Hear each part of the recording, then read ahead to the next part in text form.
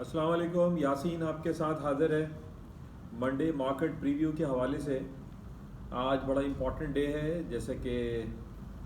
Every Sunday मैं आपके साथ हाज़िर होने की कोशिश करता हूँ, लेकिन कोई इम्पॉर्टेंट इवेंट होता है तो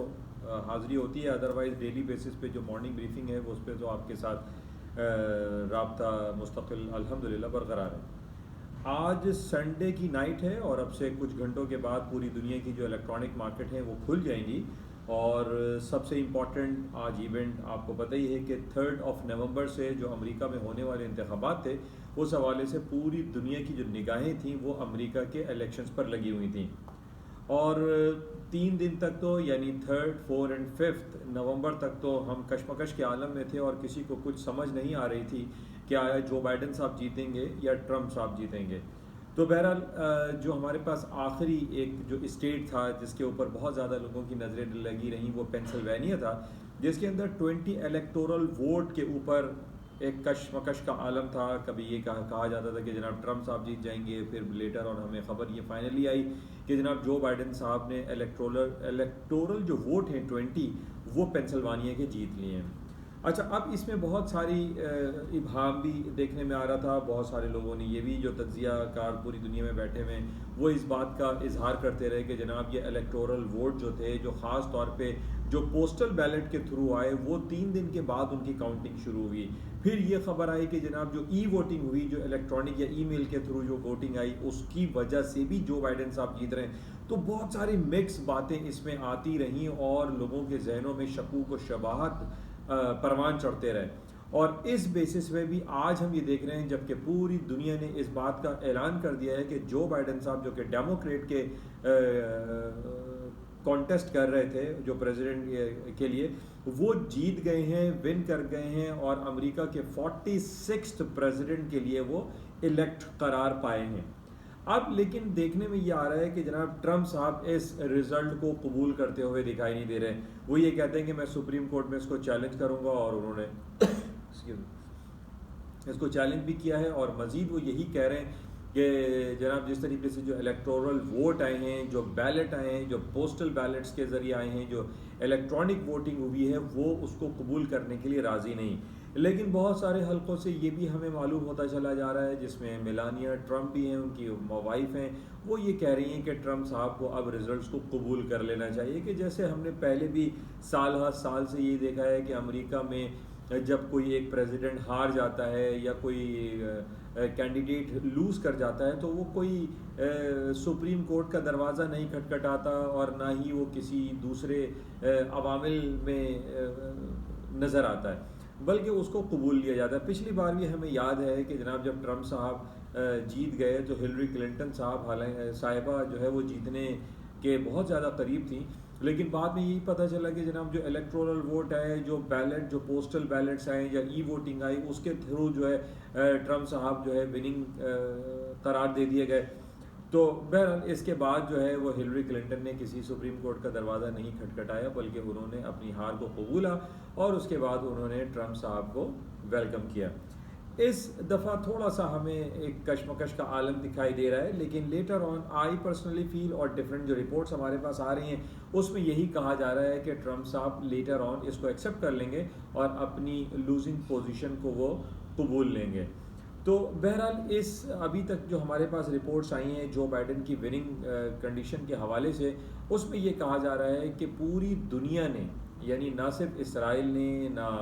सिर्फ बल्कि आप कहिए कि फ़लस्तीनी सदर महमूद साहब ने और दुनिया के बेशतर जो यूरोपियन कंट्रीज़ हैं उन्होंने इसको सराहा है, इसको कबूला है, जो बाइडन को वेलकम किया है। ये नहीं कहा कि जनाब ट्रम्प साहब क्यों हार गए, कोई धांधली हो गई है या वोटिंग जो है वो फ्रॉड हुआ है। ऐसी आवाज़ें, ऐसे कमेंट्स हमें दुनिया से कहीं भी सुनाई नहीं दिए।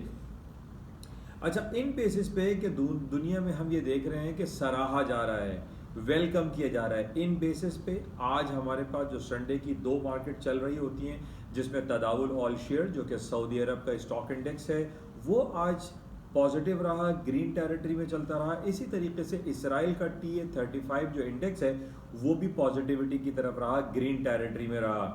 इन तमाम बेसिस पे, जैसे कि हमेशा मैं आपसे यही बयान करता हूँ कि जब हमारे पास सऊदी अरब और तल अबीब जो इसराइल के स्टॉक इंडिसीज हैं, इनमें जब पॉजिटिविटी का उनसर हमें नज़र आता है, पहलू नज़र आता है, तो हमारे पास ये इंडिकेशंस आ जाती हैं कि मंडे की अर्ली मॉर्निंग जो अमेरिका की मार्केट है या ग्लोबेक्स मार्केट जो खुलेंगी, जो इलेक्ट्रॉनिक मार्केट जो ओपन होंगी, वो तमाम की तमाम पॉजिटिव होंगी, प्लस टेरिटरी में होंगी, और बहुत कवी इम्कानात हैं कि मार्केटें गैप से खुलेंगी, मार्केटें ऊपर की तरफ खुलेंगी। अपार्ट फ्रॉम दिस कि जनाब ट्रम्प साहब ने ये कहा है कि वो सुप्रीम कोर्ट का दरवाज़ा खटखटा रहे हैं और इसको चैलेंज करेंगे।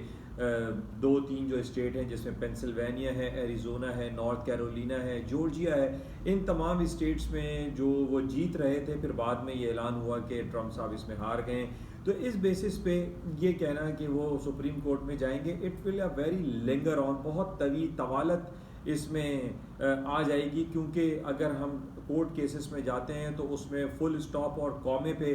फैसले तब्दील हो जाते हैं, फैसलों में तब्दीलियां आ जाती हैं। तो कब तक, एट व्हाट एक्सटेंट ट्रम्प साहब इसको लड़ते रहेंगे और उसको झेलते रहेंगे, इसमें तो हमें ये मालूम है कि कोर्ट कचहरी के चक्करों में, चाहे वो पाकिस्तान हो, इंडिया हो, या यूरोप या अमेरिका के कोई भी कंट्री हो, इसमें तवालत पकड़ी जाती है और महीनों और सालों लग जाते हैं, और इस कोर्ट केस को आप linger on. I don't personally feel कि ये कोई पॉजिटिव रिजल्ट ट्रम्प साहब के लिए कारआमद साबित होगा, क्योंकि उनकी मैसेज जो मेलेनिया ट्रम्प हैं वो भी ये कह रही हैं कि अब कंसीड कर लेना चाहिए, ट्रम्प साहब को कबूल लेना चाहिए, और आई फील के ट्रम्प साहब इसको कबूल लेंगे। बहरहाल आज की जो हमारे पास जो ख़बरें हैं उसमें यही देखने में आ रहा है कि अमेरिका की जो इलेक्ट्रॉनिक मार्केट अब से कुछ घंटों के बाद खुलेंगी, वो सब की सब पॉजिटिव टेरिटरी में खुलेंगी।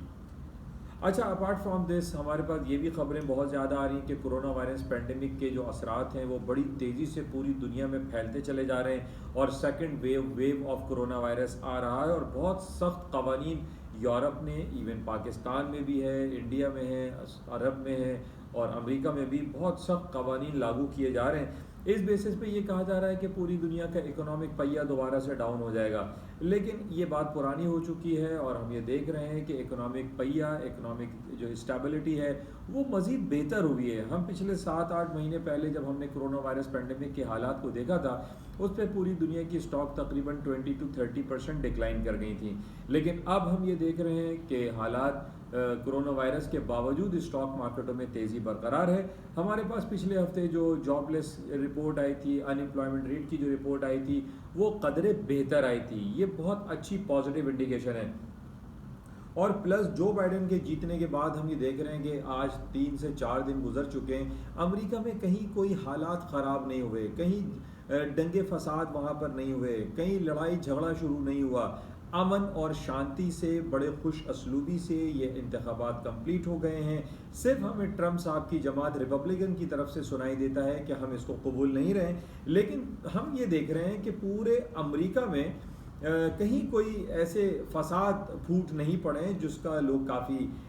इंदिया दे रहे थे कि जनाब हंगामा आराई हो जाएगी और जनाब लूटमार शुरू हो जाएगी। ये कुछ भी नहीं हुआ। इन तमाम बेसिस को अगर आप प्रॉपरली एनालाइज करें तो आप इस नतीजे पर पहुंचेंगे कि अमेरिका की स्टॉक या ग्लोबेक्स मार्केट अब से चंद घंटों के बाद जो खुलेगी वो पॉजिटिव टेरिटरी में खुलेगी, मार्केट में गैप आ सकता है। लेटर ऑन उसके बाद हो सकता है कि मार्केट थोड़ी नीचे आए इस बेसिस पे कि जनाब कोरोना वायरस फैल रहा है, लेकिन पॉजिटिव हमारे पास जो खबर इस वक्त जो मौजूद है वो जो बाइडेन का अच्छी पोजीशंस के साथ जीत जाना। 290 तो इनको वोट्स पड़े हैं जबकि 270 इनको चाहिए था, तो एक लैंडस्लाइड हुआ है, एक बड़े क्लीन स्वीप इन्होंने किया है जो बाइडेन साहब ने, और अमेरिका के हालात भी हमारे सामने बेहतर हैं। इसके अलावा अमेरिका की जो डिफरेंट हमारे पास जो रिपोर्ट्स आ रही हैं पिछले काफ़ी अरसे से, जो हम ये देख रहे हैं कि उनकी जो पेरोल की रिपोर्ट है, अनएम्प्लॉयमेंट की रिपोर्ट है, या उनकी बड़ी बड़ी जाइंट जो कंपनीज़ हैं, एप्पल,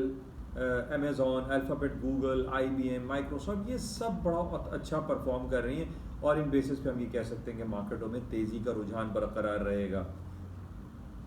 अच्छा, बात हम कर लेते हैं गोल्ड एंड सिल्वर की। गोल्ड की मार्केटें, जैसा कि मैं काफ़ी अरसे से आपसे एक ही स्टांस मेरा रहा है, कभी भी मैंने माइट पॉसिबल एक आध बार मैंने शॉर्ट ट्रेडिंग के लिए आपको रिकमेंड किया हो कि मार्केट में शॉर्ट करें, लेकिन otherwise in longer period of time में गोल्ड की कीमतों में तेज़ी ही गिरदानी जा रही है और गोल्ड ऊपर की तरफ रहेगा। और उसके ऊपर जाने की वजह जो मैं बेसिक्स आपको बताता हूँ उसको आप जहन नशीन रखिए कि पूरी दुनिया के अंदर आप ये देखिए कि इंटरेस्ट रेट माइनस टेरिटरी में जा रहा है, ज़ीरो टेरिटरी में चल रहा है, और पूरी दुनिया में यही हो रहा है कि इंटरेस्ट रेट को बढ़ाने की कहीं कोई हमें खबर नहीं मिल रही है। जब तक इंटरेस्ट रेट नहीं बढ़ाया जाएगा उस वक्त तक गोल्ड की कीमतें नीचे की तरफ नहीं आएंगी। गोल्ड की कीमतों में मज़ीद पोटेंशियल दिखाई देता है, क्योंकि पिछले हफ्ते हमारे पास Australia, reserve bank of Australia की खबर थी जिसने 15 बेसिस पॉइंट अपना इंटरेस्ट रेट कट कर दिया था, रिड्यूस कर दिया था। तो ये सारा जो माहौल बना हुआ है पूरी दुनिया का, अगर आप देखें तो उसमें इंटरेस्ट रेट की कटौतियों का सिलसिला मुस्तकिल बरकरार है, जिस बेसिस पे सोने की कीमतों में मज़ीद इजाफा दिखाई देता है।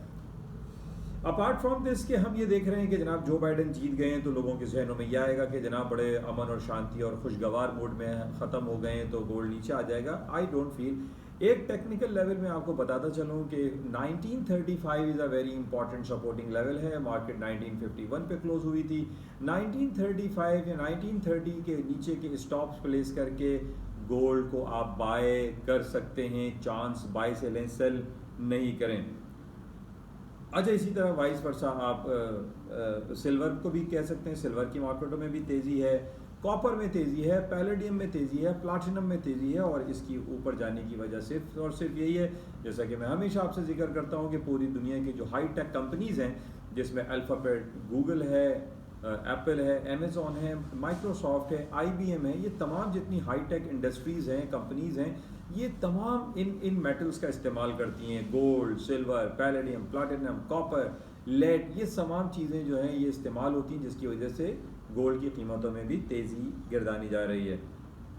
इसके अलावा मैं कई महीने पहले भी मेरे पास जो एक रिपोर्ट आई थी, जो तज्जियाती मुतालियाती रिपोर्ट्स होती हैं, जिसमें बैंक ऑफ अमेरिका है, HSBC है, गोल्डमैन सैक्स बैंक है, जो कि दुनिया के बड़े जाइंट बैंक हैं, इन्होंने ये इंडिकेशन दी थी, जो अपनी इन्होंने रिपोर्ट मुरत्तिब की थी, उसमें ये कहा था कि गोल्ड की कीमतें 2100, 2200, इवन के 3500 तक का इंडिकेशंस इन तमाम बैंक्स की जो एक रिपोर्ट्स आती हैं उसमें उन्होंने कहा। तो इसको हम खारिज इम्कान नहीं कर सकते कि जनाब इन कितनी जाइंट बड़ी बड़ी कंपनियों की जो रिपोर्ट्स आती हैं उनको हम कंसिडर ज़रूर करते हैं, और इन्हीं बेसिस पे जो ग्राउंड रियलिटीज़ में आपसे जिक्र कर रहा हूँ कि जनाब जब तक इंटरेस्ट रेट पूरी दुनिया में बढ़ाना शुरू नहीं किया जाएगा उस वक्त तक सोने की कीमतें नीचे नहीं आएंगी। अच्छा, और पॉजिटिव जो इंडिकेशंस हमारे पास आ रही हैं, कल है 9 नवंबर, और 2 दिन के बाद हमारे पास एक बहुत बड़ा इवेंट आने वाला है जिसको सिंगल्स डे कहा जाता है, 11/11, जिसको Alibaba.com के जो मालिक हैं मिस्टर जैक मा ने पूरी दुनिया में एक सिलसिला शुरू कर रखा है पिछले 10-15 सालों से कि 24 आवर्स में वो ऑनलाइन ट्रेडिंग करवाते हैं, ऑनलाइन शॉपिंग करवाते हैं। पिछले साल हमारे पास $38 बिलियन की शॉपिंग हुई थी, और उससे पहले 2018 में $30 बिलियन की शॉपिंग सिर्फ एक दिन में यानी 24 आवर्स में जैक मा ने करवा दी थी, क्योंकि दुनिया की तारीख में ऐसा कभी नहीं हुआ। तो ये दिन भी इस हफ्ते हमारे पास आने वाला है, जो कि पॉजिटिव इंडिकेशन दे रहा है, और ये ज़रूरी हम कह सकते हैं, क्योंकि जिस तरीके से कोरोना वायरस पेंडेमिक की वजह से वर्क फ्रॉम होम और शॉपिंग ऑनलाइन चल रहा है, इस दफ़ा आई पर्सनली फील कि $38 बिलियन का रिकॉर्ड भी ब्रेक हो जाएगा। तो ये पॉजिटिव इंडिकेशन है। इस बेसिस पे भी इस हफ्ते स्टॉक्स में तेज़ी देख सकते हैं, न सिर्फ 11/11 की वजह से, बल्कि जो बाइडेन की एक पॉजिटिव विनिंग की बेसिस पे भी मार्केटें ऊपर की तरफ रहेंगी। अच्छा, इसके अलावा दूसरी जो हमारे पास खबर है ऑयल के हवाले से, ऑयल में ईटा हरिकेन के हवाले से बात हो रही थी कि ईटा हरिकेन हिट करेगा तो ऑयल की कीमतें ऊपर की तरफ जाएंगी। मैंने आपसे पहले भी ये कहा था कि ऑयल की कीमतें ऊपर ज़्यादा नहीं जाएंगी जब तक सऊदी अरब इसराइल की इंटेग्रिटी को, इसराइल को कबूल नहीं कर लेता। अब ये कहना कि जनाब जो बाइडन साहब आ गए हैं और ट्रंप चले गए, तो इससे आई डोंट फील कि कोई फ़र्क पड़ेगा, क्योंकि अमेरिका के सदर की इतनी ज़्यादा पावर्स नहीं होती जितनी ज़्यादा पावर वहाँ की सुप्रीम कोर्ट की है, जितनी ज़्यादा पावर वहाँ की कांग्रेस की है, जितनी ज़्यादा पावर वहाँ के जो जुडिशरी सिस्टम है या उनकी जो ब्यूरोक्रेसी है, उनकी पावर्स बहुत होती है। एक मैं आपको ये बता दूँ कि आज से 7-8 साल पहले जब ओबामा साहब वहाँ के प्रेसिडेंट थे, उनका अलल ऐलान एक बयान था, उन्होंने कहा था कि I am king but in cage, ये एक प्रेसिडेंट की तरफ से ये बयान देना एक लम्हे फिक्रिया भी रहा है कि जनाब अमेरिका में कोई भी प्रेसिडेंट आ जाए, चाहे जो बाइडन हो, ओबामा हो, ट्रंप हो, क्लिंटन हो, कोई भी आ जाए, इनकी पॉलिसी जो मुरतब की जाती है उस पर कोई फ़र्क नहीं पड़ता। हम ये देख रहे हैं कि चाहे जो बाइडन आए या ट्रंप आए, इसराइल के हवाले से जो इनकी पॉलिसीज़ हैं वो सामने सीधी रहेगी। तो ओबामा का ये बयान देना है कि I am king, I am lion but in cage, I am lion, मैं एक शेर हूँ लेकिन पिंजरे में हूँ, तो ये बड़ा इंपॉर्टेंट है। तो इसका मतलब यही होता है कि अमेरिका की जो पॉलिसी मेकिंग होती है, जो पॉलिसी मुरतब की जाती है, वो कोई बैक हैंड पे होती है और उसको चाहे कोई भी प्रेसिडेंट आ जाए, प्रेसिडेंट एज अ सेरेमोनियल होता है और वो उस पर सिर्फ साइन करता रहता है। तो बहरहाल ये इंपॉर्टेंट है। और जब तक सऊदी अरब इसराइल को एक्सेप्ट नहीं कर लेता, अब्राहम एकॉर्ड पर दस्तखत नहीं कर देता, उस वक्त तक तेल की कीमतें ऊपर की तरफ नहीं जाएंगी। तो बहरहाल ऑयल को आप सेल करके चांस लें, 41 और 44 dollar is a very important resistance level. ये कुछ बातें थी आपके साथ शेयर की गई, और इम्पॉर्टेंट चाहते हुए सब मैं आपसे यही कहूँगा कि जो बाइडन के खुशगवार मूड के हवाले से स्टॉक्स मार्केटों में तेज़ी दिखाई दे रही है, मार्केट एक गैप से खुल सकती हैं। जाते हुए आपसे गुजारिश, इस यूट्यूब चैनल को आप प्लीज़ ज़्यादा से ज़्यादा लाइक करें, शेयर करें, सब्सक्राइब करें with bell icon. Thank you, खुदा हाफ़िज़।